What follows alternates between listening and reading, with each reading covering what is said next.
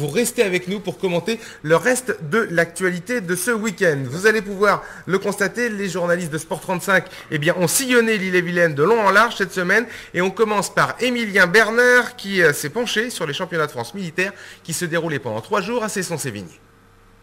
La Fédération des clubs sportifs et artistiques de la Défense organisait ce week-end à Cesson-Sévigné ses championnats de France.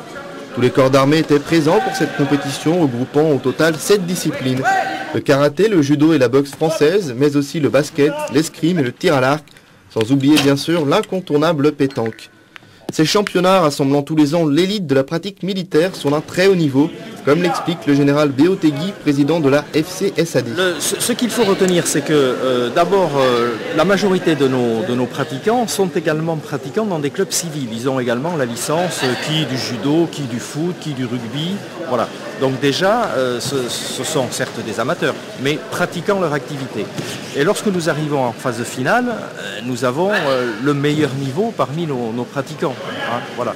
Donc c'est ce qui fait l'intérêt aussi de ces phases finales, c'est que la pratique est intéressante, on a des rencontres intéressantes, par exemple ici nous sommes au dojo pour le judo, nous avons des matchs très très intéressants, de très bon niveau.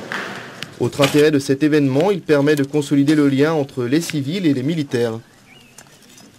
Si vous voulez, le lien il se fait à 2 niveaux. D'abord, le fait d'organiser nos championnats dans des villes en utilisant les installations des municipalités qui sont mises à notre disposition, là nous créons déjà du lien avec la population locale. Mais le lien il se fait aussi au sein du club, puisque dans chacun de nos clubs, non seulement nous regroupons les militaires, leurs familles, mais également tous les civils qui veulent venir chez nous. Nous sommes ouverts à la population environnante.